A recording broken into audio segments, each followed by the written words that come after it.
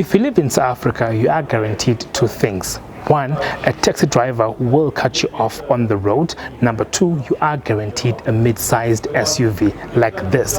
This is the all-new MG ZS, and it's basically the company's C-segment SUV. It competes alongside the Haval Jolion Pro, the Toyota Corolla Cross, and the Ford Territory, to mention a few. It ushers in quite a number of interesting features that put it abreast of the competition in the C-segment SUV category in South Africa. It also comes in with a lot of comfort, a lot of space, a lot of convenience, and a lot of technology. In this video, we're going to explore all of that and more in an in-depth fashion. So I invite you to sit back, relax, and enjoy the Documented Drive. It definitely comes as no surprise that, like many other SUVs in its segment, the ZS does come equipped with a smart key access system. Essentially, what this means is that as long as you have got the key fob, you can just keep it in your pocket, and utilizing the buttons on the doors, you are able to wirelessly lock and unlock the vehicle. Currently, I've got the vehicle unlocked, and if I've got the key fob within myself and I press that button on the driver's door there, I'm able to lock the vehicle. Now, locking is indicated by the folding in of the mirrors and chiming in of those LED lights. Unlocking is a similar procedure in that I press again, the vehicle chimes, the mirrors unfold, indicating that the vehicle has now been unlocked. A common character trait that has been taken on by MG SUVs is the sporty, aggressive look at the front. So sporty that you would mistake them for a high-performance vehicles. And I mean, don't get me wrong, these vehicles do perform quite decently, but for SUVs, they look extremely sporty and they look very, very attractive. Take, for example, this ZS. This is the newer design from the older 2024 model. It looks a bit more flat, it looks a bit more wider. The grille feels more of the front end body. You've got redesigned headlamps. These are high intensity discharge headlamps, so it does look that much more beautiful. You've got these air intakes right here, which direct wind right into the vehicle's engine for optimum cooling and optimum aerodynamics. You've got this front bumper, humongous bumper, lets in a lot of air. You've got the prominent MG logo right here and a very pointy shark-like nose in this vehicle. So the design element speaks to that of a sports vehicle, which for an SUV is very impressive. In its range, the ZS comes in two main variants, the luxury and the comfort. Both make use of the same 1.5 liter 4-cylinder naturally aspirated petrol engine. It brings out 85 kilowatts of power and 150 Newton meters of torque. All of this power and torque figures are sent to the front wheels via a 6-speed automatic transmission. The only difference in the spec levels in the comfort and luxury is really what it offers on the inside. The same gripe that I have with the engine for the ZS is the same gripe that I have with the engine for the MG3, in that it looks like something that should be covered. It looks like there should be an MG logoed cover at the top of that engine block over there. Right now, it looks very incomplete in that there's too many wires, there's too many cables, there's too many pipes that are exposed to such an extent that it looks like it was just not completed when it was being built. Also, although it's not a big deal, but this metal rod that holds up this bonnet is a bit of a turn off for an SUV that is made in 2025. I mean, many SUVs, many vehicles in general nowadays use a gas strut that supports the bonnet instead of this metal rod. It looks like something from a 90s Hilux. But apart from that, I do think that there could be a couple more engine variants, maybe a diesel, a turbocharged model, a little bit more powerful here and there, just to allow for a bit more variation in the range as well. So I do think that MG needs to add just a little bit more options as far as the engine is concerned. As is the expectation, the MG ZS doesn't give it to you immediately what spec level it is from the back here.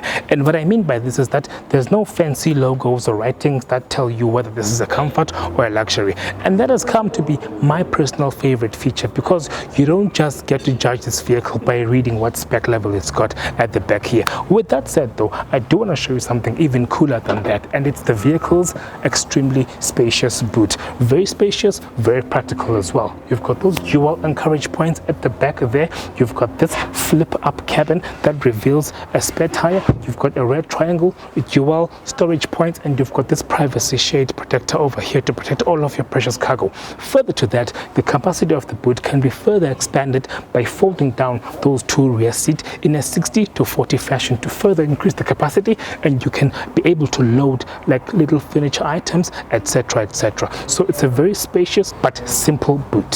Where the MG3 impresses the most is in the interior, and this is on many aspects. Its space, its convenience, its comfort, and its technology. Now, sitting here, of course, this being a Chinese made SUV, the Chinese are extremely particular about having their vehicles being as spacious as possible, and the MGZS is absolutely no exception. I'm sitting here as a driver of the vehicle, and I've got a lot of space. The view out the window is very commanding. Everything is easy to reach. I can reach the gear lever, I can reach the touchscreen, I can reach the air vents, the controls, everything that is necessary for a driver to reach, I can reach very easily. Now, also the seats are quite comfortable. The lumbar support could be a little bit better, but however, overall they are comfortable, and you're going to look at them a little bit later in detail. Now, the center console allows me to rest my arm as I'm doing right now, and I can do so comfortably. If I wish to drive like this, I can just sit back and drive like this. I still have got a very commanding view of the vehicle. I can wiggle about, nice shoulder room, headroom, everything. Now, thanks to this humongous sunroof over here, I've got a lot of light coming into the vehicle as well. So on those long trips, I've got a ton of light. Therefore, I am continuously stimulated, and therefore I remain awake when I'm driving on the road.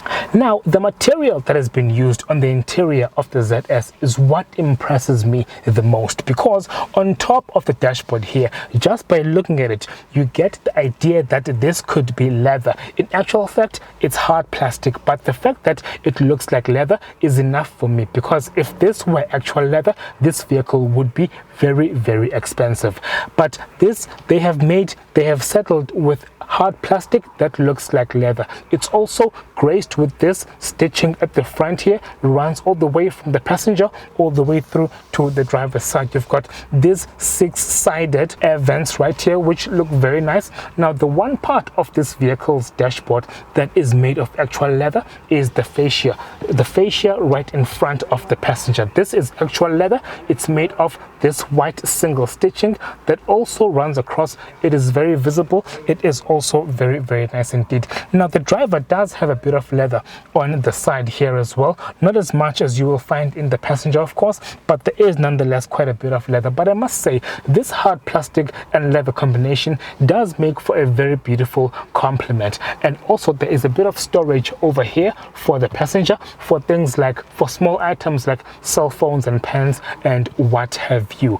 Now, as again with many other MG products, you do have this rear view mirror with a very thin bezel. It is a manual mirror. I do wish for MG to incorporate an auto dimming rear view mirror. It's got a very thin bezel, and at the front of the mirror is this hub. It's this sensor hub for the automatic wipers and the automatic headlights as well. And then overhead, you have got this sun visor, which when I flip out this, the light will come on when the vehicle is turned on. The same is true for the passenger as well. So it's quite a very nice vehicle. And then you've got a sunglass holder, which is also a pretty much standard feature across a lot of C-segment SUVs. If we shift our attention over to the center console of the vehicle, the first thing that catches my attention are these rubber bits here. Now, typically these are bits that you would expect to be used as a wireless charger, but here they are just used as storage. They are made of rubber, very hard grippy rubber, and this is where you can put your phone and similar things like that. Next to this, you have got this electronic shifter that feeds the 6-speed automatic gearbox. Now, all of this sits on a piano veneer kind of display that shows your relevant gears, your park, reverse, neutral, and drive. Now, behind the electronic shifter, you've got the parking brake as well as the mode selector. This vehicle also has got an electronic parking brake. You also have got got a start-stop button, quite a big start-stop button right here, and the P gear is just by means of pressing this button right here. A bit of a quirk with the vehicle's electronic shifter is that it's got a loop on the left side here. I'm not sure what this loop is meant to do. It looks like something that you can actually hook something on, but it's a very quick design. I don't see why you would want to hook something on a gear shifter, but maybe MG would be able to answer that one. On the center console, you also have got this brushed aluminium that runs right along the edge. Now inside there you have got a USB-A as well as a USB-C outlet. Now on other MG vehicles you typically would have a dual USB-A arrangement. However, here they've done away with the 1A and they have put a USB-C, which I feel is a little bit more useful. Now between those two you do have a 12-volt power outlet which is plugged in by this, and then this display sits adjacent to the virtual cockpit. We will talk about that a little bit later in the video. Further back you've got a dual mug holder system. Now it's quite a deep mug holder system. This you can hold two quite fairly large mugs and you are able to actually hold them snugly and comfortable without any problems. Center console opens up, it reveals just a bit of storage, there's nothing else to it. In other vehicles you would typically have a cooled compartment, but here it's just simple storage. There is nothing more and nothing less to that, so it does make for quite a simple arrangement as well. Now in terms of the vehicle seats, you do have perforated leather seats. These seats, they are very nice to feel. They actually feel very nice to handle. It's very high quality leather.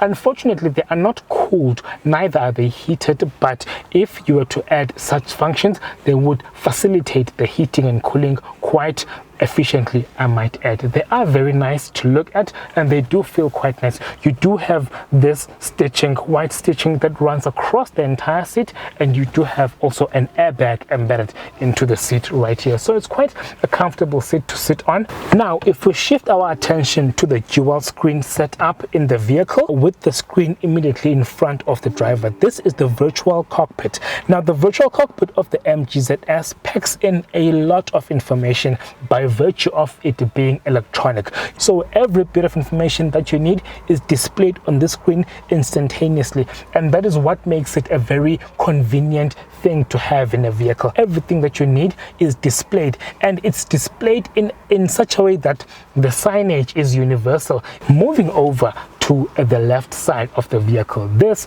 is the infotainment screen. Now it feeds a lot of things: your app connect, your phone, climate control, radio, including the vehicle's 360-degree camera system. So this vehicle does have a 360-degree camera system. There is a lot more happening in this screen. You can control your phone, your car settings, radio, music. There is a lot. It also feeds Apple and Android as well. If I flip through to the second menu, you've got things like climate control, radio, music, USB video, etc. But my point of interest is the 360 camera system. So if I click the 360 camera system like I do so right here, what I see here on the right side is a top view of the vehicle. On the left side is the relevant view. Like for example, currently I've got the front view. If I click on the back, on the rear of the vehicle like so, I get the rear view. If I click on the side like so, I get a side view.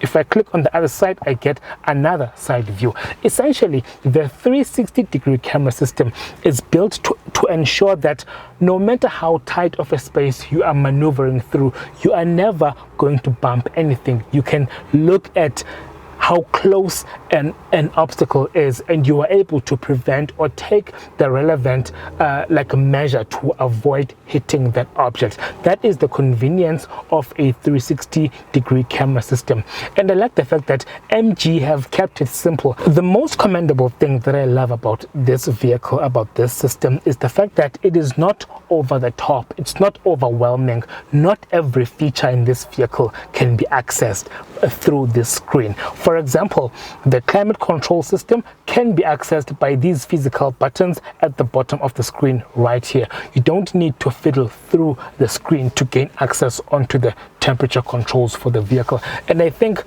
many vehicle manufacturers need to learn from this, that you don't have to have every feature embedded inside the screen, because for a driver to drive and to try fiddle with the screen can become a bit of a dangerous exercise. So I do appreciate the fact that MG have kept this screen and its features as simple and as convenient as possible. I always say that it's just as important to be comfortable at the rear as it is to be at the front. In some instances, it's more important to be comfortable at the rear than it is to be at the front. And I think MG had this in mind when they designed the interior of this vehicle, because there is a lot of room here. I've got a ton of headroom, I've got a ton of legroom. In fact, Chinese vehicles in general are synonymous with the concept of space, especially in the rear compartment. To put this into perspective, the front seat, the driver's seat, is in its normal position, right? A driver would sit in this normal position, but in spite of this, I still have quite a lot of space to wiggle about, to move, and to just enjoy myself, to sit back and to relax. And also the fact that there's a panoramic sunroof right here lets in a lot of light. It actually makes me feel a bit more comfortable, a bit less claustrophobic as the rear passenger here as well. When I sit back here as a rear occupant, I feel very relaxed. I feel I'm in the presence of a lot of space. You can actually comfortably sit 3 people at the back here on account of the abundant headroom that you have. And speaking of 3 people, if I move over one and deem myself the middle occupant, I still feel as comfortable, and I can actually see quite a lot in front of me. Now you can go ahead and sit 3 full-grown adults here. That is how spacious this vehicle is, and that same quality of comfort and luxury and leather at the front is carried through to the back here, in that you still have got the same perforated seats, and you can just sit and nice as comfortably as you can. And speaking of space, really, if you remember earlier in the video, I did mention that the vehicle's boot space can actually be expanded. The boot capacity can be expanded by means of folding down the rear seats. So that is actually the case with this vehicle. Now if I just fold down this seat right here, these seats, by the way, fold in a 60:40 ratio. So this is the 60 part, and if I fold it down, I've got access to a lot of space through the boot. And this is the 40 part. Fold it down, you have got a lot of space, a lot of access into the boot, which allows you to hold quite a lot of luggage around here. Now the one missing thing here is there is no middle armrest here.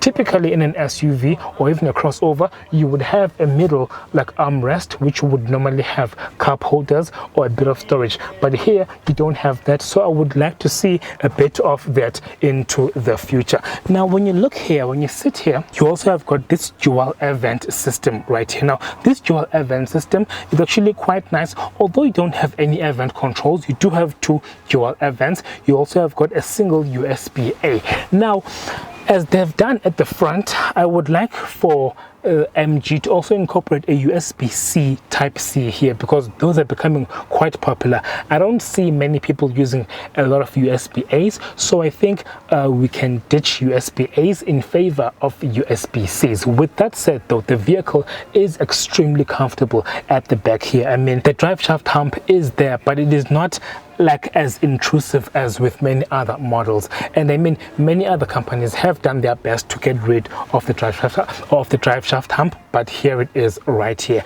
And I like the fact that you also have got those rear seat pockets and those kinds of comfort elements. So it is quite a nice vehicle back here. The general mandate around creating a mid-sized SUV, especially a C-segment SUV in South Africa, is that it must be comfortable, convenient, luxurious and spacious, and MG have gotten all of those things perfectly well.